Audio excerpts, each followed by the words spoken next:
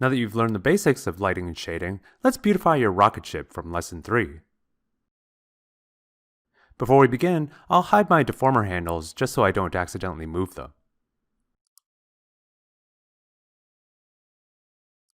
Then I'll go to the rendering shelf and create a directional light. And turn on lights, shadows, ambient occlusion, and anti-aliasing in the viewport. And then I'll just orient my light. For secondary lighting, I'll switch over to the Arnold shelf and add a Skydome light. Then open the attribute editor and add an HDR file. You can find the link to the file in the description below. This time, I'm going to add some extra exposure just to brighten things up a bit more. There. Now that our rocket is properly lit, we can start adding some color to it. Start by selecting the rocket, then going back to the Rendering tab and adding a standard surface material. Remember, on older versions, you can use the right-click marking menu to substitute an AI standard surface material instead, like I showed in Lesson 5. We'll rename this material Rocket Body Matte, then give it the Car Paint preset treatment in a very light gray. Of course, this applies the same material to my entire rocket, giving it this kind of strange liquid metal-y look. So I'm going to hold the right mouse button and go to Face Component Mode. Remember, the blue mesh shows I'm in a component mode. Then I'll carefully select the faces of the nose cone and create another standard surface shader. Once again, I'll give it the Car Paint preset, this time in a bright hot rod red. And just to make it stand out even more, I'll crank up the metalness and base color weight to make it really reflective. And now I have two distinct materials on the same mesh.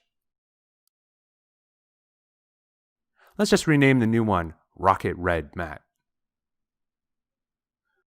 Looking at this, I think I'd like the same color for my fins too, so I'll go back into face mode and carefully select all the fins' faces. A combination of the lasso tool and symmetry can make this easier.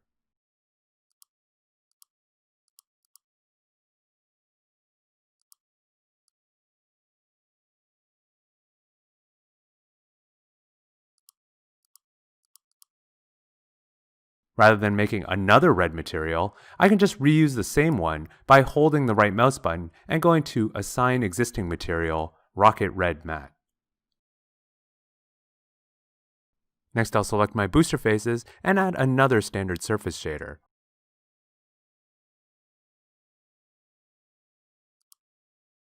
Which I'll call Booster Matte. This time, I'll go with a less reflective ceramic preset to start.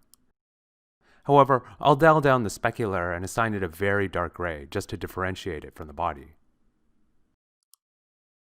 For the portholes, I'll assign them two colors, one for the inner porthole and one for the rim. To select the faces for the inner porthole, I'm actually going to start with vertex mode this time, then select the single vertex at the center. Then, I'll expand my selection outward by one row with Shift period. Now with this selection of vertices, I can go to Select, Convert Selection to Faces, which selects all the adjacent faces. And I'll create another new material called Porthole Inner Matte. Again, I'll use a Car Paint preset. Then I'll do the same thing to the upper porthole. Note that you can also find selection conversion settings in the Control right mouse marking menu for easier access, or just press Ctrl F11.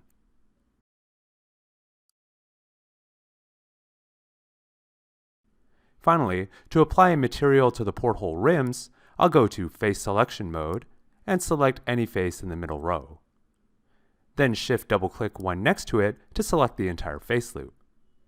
Again, I'll use Shift period to expand the selection to adjacent faces before applying one last shader. I'll call it Porthole Rim Matte, then use the ceramic preset again.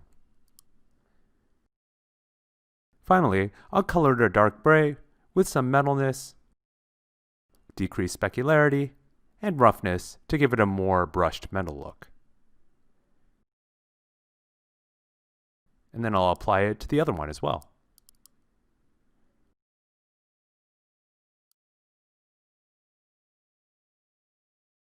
And there you go. For those of you in a hurry, you already have something good enough for animation and rendering.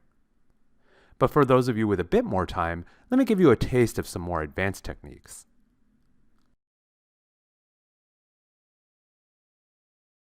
So thanks to our Skydome light, we're getting some really nice reflections on our model. In fact, I'd almost argue they're too nice. Very few surfaces are this perfect.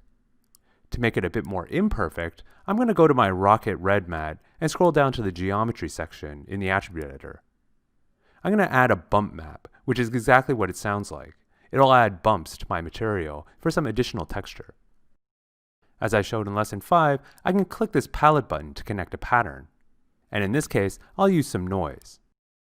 Off the bat, this seems to add a lot of bumpiness. I'm going to reduce the bump depth to 0.1. Then I'll click the input button here to go to the noise feeding my bump value. In here, I'll first change my noise type to wispy, then lower the amplitude to make the effect very subtle. And now if I move the camera compared to before, you can see how the reflections wobble a bit, as if the metal has some imperfections in it. Notice that those imperfections are carried over automatically to my fins as well, since they use the same material. By the way, to better visualize how all these connections work, you can use the Hypershade. This is your one-stop shop for building materials, much like the viewport is your one-stop shop for building models. Up here in the Materials tab, you can find a list of all your materials at all times. And there's even this handy little mini attribute editor that you can use instead of the one in the viewport. I can even change the little preview object up here as well.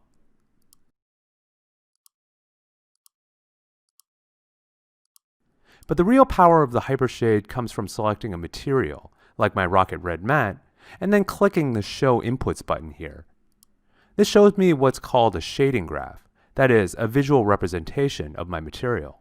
Here I can very clearly see my noise feeding into my bump and then feeding into my material via the normal camera attribute. This is the connection that Maya created when I assigned my bump map. I can drag on the connection to disconnect it, or reconnect it at will. This is great for quick comparisons or experimentation. To show you this in action, let's add a coat of dirt on top of the shader as well, by going down to the coat section and again connecting some noise to the color attribute here. As soon as I do that, Maya adds a second noise node to the Hypershade, which you can see feeding into the shader's coat color.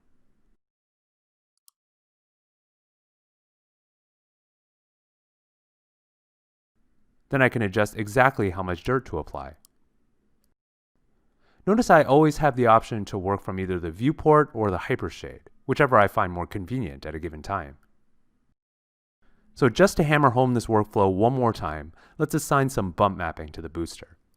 Just like the Rocket Red, I'll go down to the geometry section and add a bump map with some noise.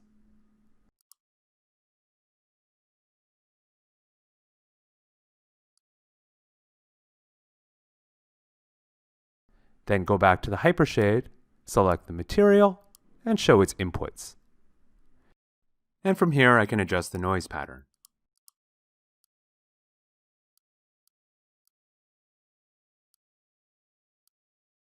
This time I'll skip the dirt since this part's already pretty dark. So that's the basic use of the Hypershade, but with just a bit more out-of-the-box thinking, I can do way more powerful things with it. For my final example, let's assign a texture to the main body material by clicking the palette button next to base color and loading a file. You can find the texture linked below. This adds a paneled metal texture to my rocket. However, at first glance it looks very flat. Just like the red areas or the booster, this needs some bump mapping to it. But in this case, I don't want to apply just random noise. Instead, I'd like the bumps to match up with my paneled texture. So let's first create a bump node manually in the Hypershade by pressing Tab and then typing bump. I'll plug that into the normal camera just like we saw before. Only this time, I'll steal the out alpha directly from the same file providing my texture map and plug it straight into my bump map. suddenly you can see that my model looks bumpy in exactly the spots where the panels are. Of course, the effect is a bit too pronounced, so I'll just dial down the bump effect.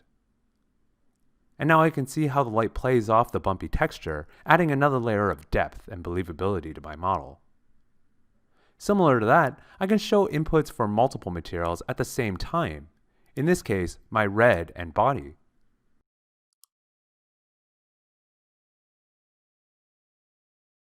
Then I can steal the coat of dirt from my red and apply it straight to my body.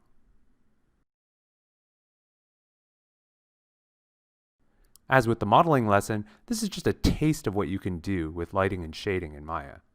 To apply what you've learned, why not try creating some windows out of half spheres and then adding glass materials to them? Or add new material to the bottom of the booster to make it look more rocket-like.